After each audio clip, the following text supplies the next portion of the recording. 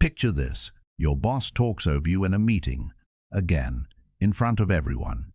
You feel it hit that heat in your chest. Your jaw tightens. Your mind starts loading a response. Something sharp. Something that says, "Don't do that to me." And then you swallow it. You go home still carrying it. You replay the scene while you're eating. You rehearse what you should have said while you're trying to sleep.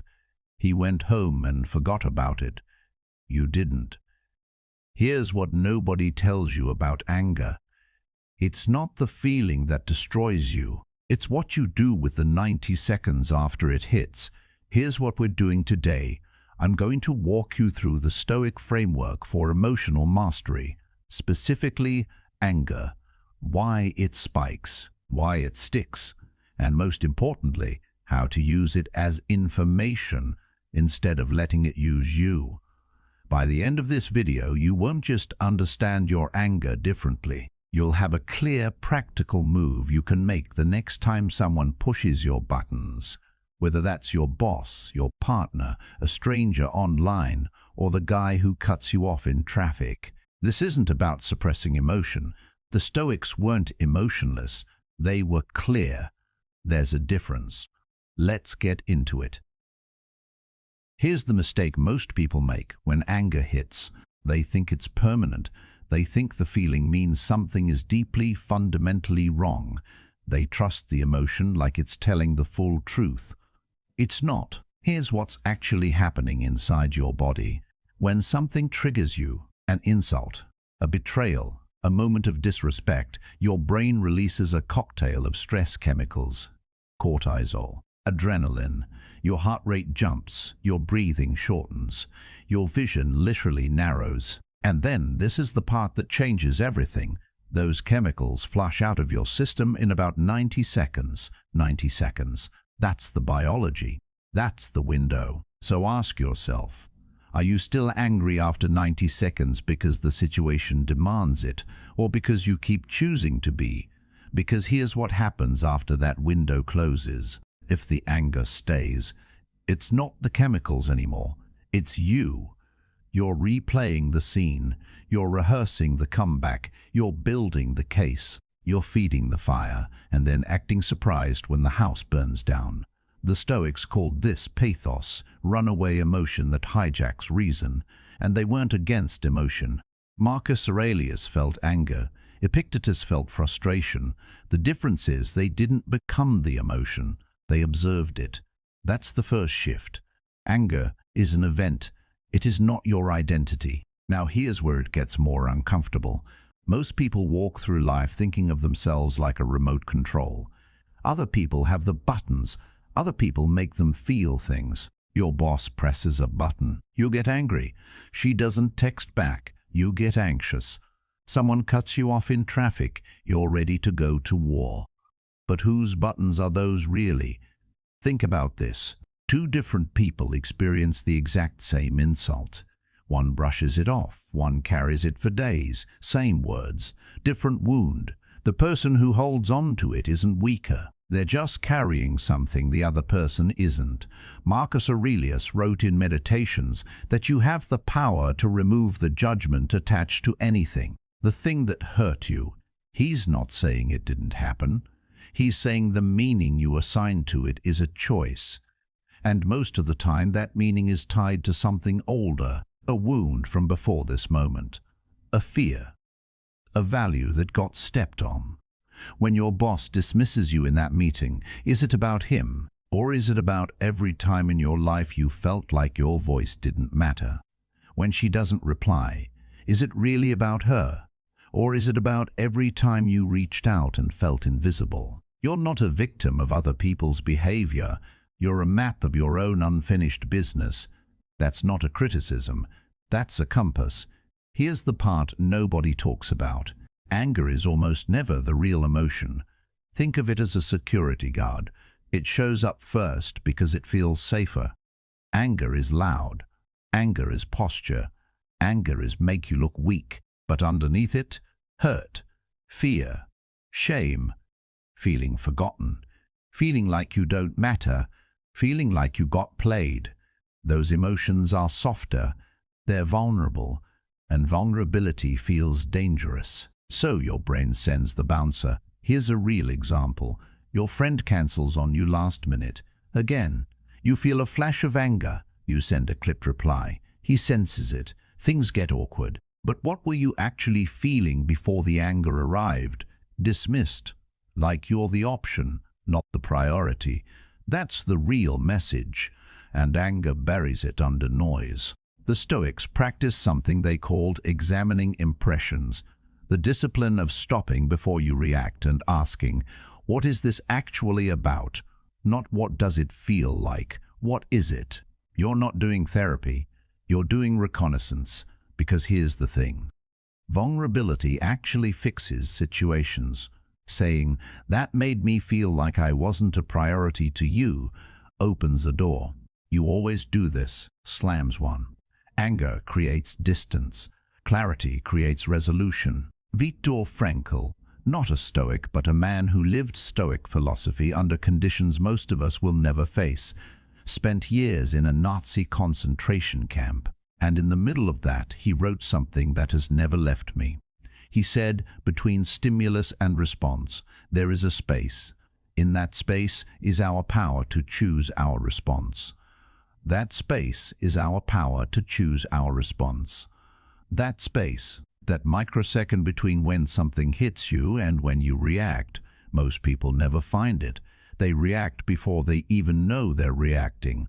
But that space, that's where you live. That's where your character actually is. Here's how to find it in real life. You're in a group chat. Someone takes a shot at you. Subtle but obvious to anyone paying attention. You feel the heat start. Most people grab their phone and fire back within 10 seconds. What if you didn't? Not because you're passive, not because you're scared, but because you asked yourself one question first. What kind of response would I be proud of in an hour? Not proud in a prideful way, proud in a that was the version of me I want to be way. Sometimes the answer is to respond directly. Sometimes it's to let it go. Sometimes it's to say something privately. But the choice is the point. You're not the storm. You're watching the storm. And the observer never gets swept away.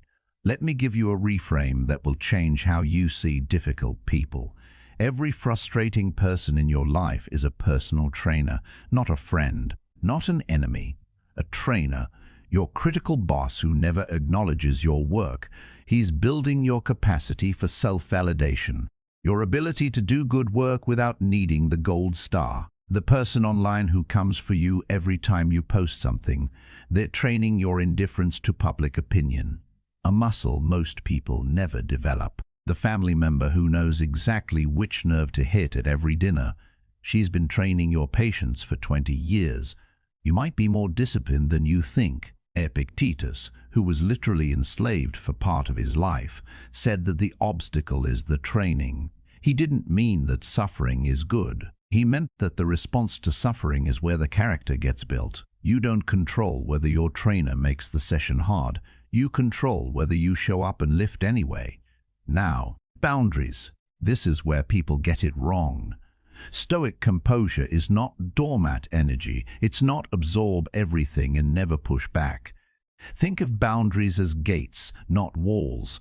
A wall says, I'm shutting everyone out because I don't trust myself to handle what comes in.